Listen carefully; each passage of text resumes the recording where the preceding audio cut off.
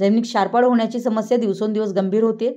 श्री दत्त साखर कारखान्याने क्षारपाड मुक्तीचे केलेल्या कामाचा आदर्श घेऊन माळेगाव सहकारी साखर कारखाना परिसरातील शेतकऱ्यांनी अभ्यास दौरा करून ते क्षारपाड मुक्तीचे काम करू इच्छितात, ही चांगली गोष्ट आहे।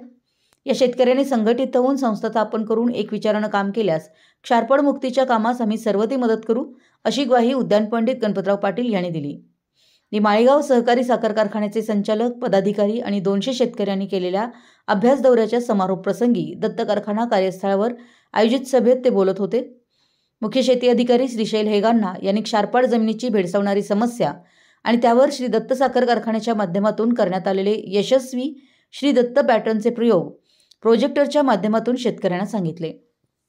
तसेच शेतकऱ्यांनी विचारलेल्या प्रश्नांची समर्पक उत्तरे देऊन त्यांचं समाधान केलं। तत्पूर्वी सर्वांनी शिरोळ तालुक्यामधील शिरोळ, घालवाड, शेडशाळ व कवठेगुलंद येथे राबवण्यात आलेल्या क्षारपाड मुक्तीच्या कामाची पाहणी करून विस्तृत माहिती घेतली।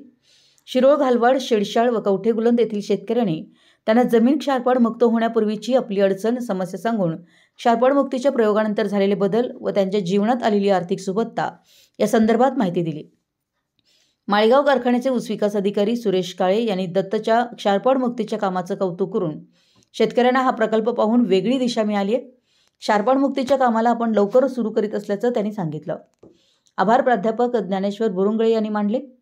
यावेळी श्री दत्त साखर कारखान्याचे chairman Raghunath Patil, vice chairman Sharadchandra Pathak, कार्यकारी संचालक MV पाटील, संचालक इंद्रजित पाटील, बाळासाहेब पाटील हलसवडे, माती परीक्षण अधिकारी AS पाटील, डिस्टिलरीचे अधिकारी संजय यादव, कॉन्ट्रॅक्टर कीर्तिवर्धन मर्जे, माळेगाव कारखान्याचे संचालक तानाजीराव कोकरे, सुरेशराव खलाटे, तानाजीराव पोंदकुले, बन्सीलाल आटोळे, निशिकांत कदम, बाळासाहेब वाबळे, भीमदेव आटोळे तसेच distillery manager Nandkumar Jagdale, civil engineer Ajit Devkate, agri overseer Dnyanesh Taware यांच्यासह मान्यवर व शेतकरी उपस्थित होते।